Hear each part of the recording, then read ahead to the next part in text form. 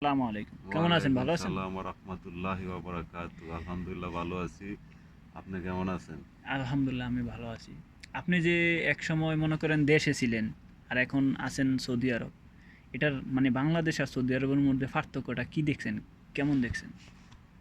কোন দিক মানে আপনার নলেজে আসছে, চোখে ভাসছে, দেখছেন পথে ঘাটে মানে সার্বিক যে পরিস্থিতি হ্যাঁ, মানে একটা সার্বিক দেশের পরিস্থিতি ভিতরে মিল অমিল।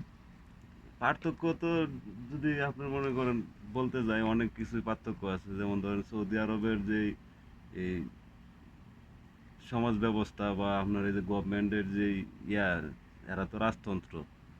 এখন বিষয়টা হচ্ছে আমরা বাংলাদেশ তো আর রাজতন্ত্র না, গণতন্ত্রের দেশ, কিন্তু গণতন্ত্রের নামে তো আপনার এই রাজতন্ত্র ভাবেই চলতেছে।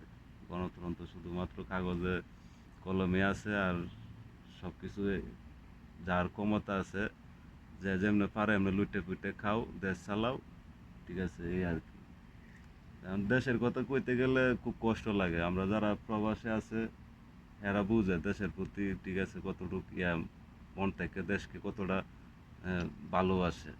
দেশ না ছাড়লে বোঝা যায় না দেশের মর্মতা। কিন্তু আসলে বাংলাদেশের জনগণ, আমরা হচ্ছে শুধু জনগণ, ঠিক আছে। আমরা সবাই যারা রাজনীতি করে, ঠিক আছে, যারা দেশের নীতি নির্ধারক, জ্ঞানী গুণী, ঠিক আছে, হেরা চুপ হয়ে রয়েছে। আমরা সাধারণ মানুষ কথা কইলে লাভ হইব কোনো? ঠিক আছে, আমরা তো ফুটবল আমগরে মনে করেন যে যেমনে পারে সরাইতেছে। ধরেন আমরা সৌদি আরবে আইছি, মধ্যপ্রাচ্যের মতো একটা দেশে আসতে গেলে আমাদের বাংলাদেশ থেকে লক্ষ লক্ষ টাকা খরচ হয়। একটা মানুষ জায়গা জমি বিক্রি কইরা, ঠিক আছে, তারপরে আপনার অনেক পরিশ্রম, ঠিক আছে, অনেক হতাশ জীবনযাপন করতে হয় দেশে আইসা।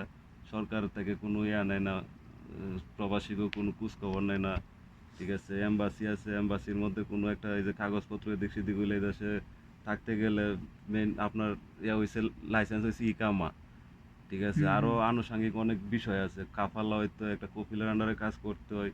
সব কিছু মিলা অনেক অনেক দুর্ভোগের মধ্যে আছে আমাদের এই বা বাংলাদেশি প্রবাসীরা যারা বাংলাদেশ প্রবাসী। মধ্যপ্রাচ্যের মতো দেশে আছে। আর যারা ইউরোপে আছে তারা তো অত্যন্ত সুখে ভোগ বিলাসিতার মধ্যে জীবনযাপন করতেছে। তাই এই জিনিসগুলা সরকার আর এই সরকারের উদ্যোগ নেওয়ার দরকার, ঠিক আছে। কিন্তু আমাদের দেশের সরকার হচ্ছে অত্যন্ত দুর্বল। কিছু বুঝেন, জনগণের অর্থ দিয়া সরকার পরিচালিত, আর এই সরকার জনগণের উপরে ক্ষমতা প্রয়োগ করে। এটা অত্যন্ত দুঃখজনক, ঠিক আছে। এই বিষয়ে বলতে গেলে মনে করেন অনেক কিছু বলা যাবে, তো সব কিছু তো আর ওকে, আমরা আমি একটা সাধারণ প্রশ্ন মানুষ। রাখতে চাচ্ছি। আপনি যে বাংলাদেশে ছিলেন তো এমিটেন, আপনাদের পার্থক্যর কথা বাংলাদেশ আর সৌদি আপনি যে আরবের যে বাংলাদেশে ছিলেন, পার্থক্যর ঠিক আছে? কথাটা না, না, বলছিলেন শুনুন। এটা। আমি বলি, আপনি যে বাংলাদেশে ছিলেন, আপনি সরকার হইতে মানে কোনো ভাতা পাইছেন এ পর্যন্ত? সরকার তো বাতা পাবো কি, সরকারে তো হাস্যকর। আর সৌদি আরবে, সরকারে তো সৌদি লোকের আরবে সাথে বাতা হ্যাঁ, খায়। সৌদি আরবে তো আপনার প্রতিটা ছেলে পড়ালেখা করলে তারে সরকারি মাসিক একটা ভাবে অনেক খরচ দেয়। ফ্যাসিলিটি আছে এদের, হ্যাঁ। ৩০০ রিয়াল না ৬০০ রিয়াল করে দেয়। তারপরে যারা বেকার তাদেরও হিসাবে কিছু টাকা আসে, ৬০০ রিয়াল। আবার যারা মুরুব্বি, সেবা আর কি, বুড়া, তাদেরও বয়স্ক বয়স্ক ভাতা একটা আসে, বাতা আছে না বেকার ভাতা, তাদের। সবকিছু আসে এখানে। নাগরিকরা হেদের ভিতরে বৈষম্যতা নাই, ঠিক আছে। আমাদের বাংলাদেশে শ্রেণী হ্যাঁ, হ্যাঁ, এটা ভেদাভেদ এটা আছে, একটা ভালো পয়েন্ট ধরছেন আপনি। এই জিনিসটা আমাদের সৌদি আরবের মতো দেশে নাই, ঠিক আছে। ওই দিক থেকে ওনারা অনেক ভালো। আর সৌদি আরবের যে আমাদের ওইখানে উঁচু অর্থনীতি, নিচু উঁচু নিচু যেই জিনিসগুলা আসলে আমাদের মানে ছোট থেকে আমরা এই উঁচু নিচু ব্যাপারটা মাথায় নিয়ে মেন্টালিটি ওইভাবে চলি, ঠিক না? এখানে কিন্তু ওইরকম নাই, সবাই হ্যাঁ হ্যাঁ হ্যাঁ, সমানই।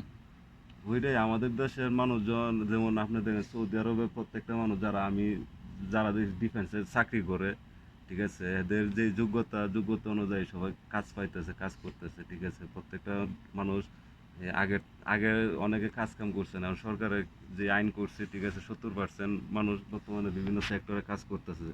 আর বাধ্যতামূলক করে দেওয়া হয়েছে এদেরকে কাজ করতে হবে, ব্যবসা বাণিজ্য। যাই হোক, আপনার জন্ম নিবন্ধন কত টাকা খরচ করে করছে? জন্ম নিবন্ধনের কথা যদি বলতে যান, আপনার ইউনিয়ন পরিষদ থেকে দৌড়াদৌড়ি নানান ধরনের, এরপরে আপনার এই কাগজপত্রে আপনার নামের মধ্যে ভুল, ঠিক আছে, এই ভুল সংশোধন করতে গিয়ে আরো হাজার হাজার টাকা করতে হয়। এরপরে বয়সের আপনার মনে করেন অনেক ডিফারেন্স, ঠিক আছে। এক একজনের বয়স, এমনও লোক আছে দেখছি যে বাপের থেকে ফুলার বয়স 70 বছর বাইরে জায়গা। তাই কত সমস্যা। সমস্যা। এবং আমাদের দেশের শিক্ষা যে ব্যবস্থা অত্যন্ত দুর্বল। কিছু বুঝছে?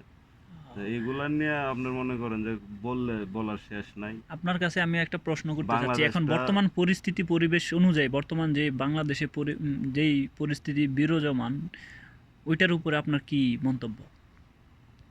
ওইটার উপরে মন্তব্য, যারা দেশ পরিচালনা করে, ঠিক আছে, ওনারা সঠিকভাবে পরিচালনা করতে ব্যর্থ। তারপরে আপনার এই বাংলাদেশের থেকে যে অর্থ প্রচার হয় বিদেশে, ঠিক আছে, এগুলা করতে হইব। আপনার এই নিয়ন্ত্রণে আনতে হইব, যারা খারাপ কাজের সাথে লিপ্ত তাদেরকে ধইরা সাজা দিতে হইব, ঠিক আছে। দেশের মধ্যে সবচেয়ে হয়েছে যে খুব দ্রুত বিচার করতে হবে, বিচার সর্বপ্রথম যে ব্যবস্থা খুব ওটা দ্রুত হতে হবে। বিচার ব্যবস্থা নিজস্ব স্বাধীনতা ব্যক্ত চলার দিতে হইব, ঠিক আছে।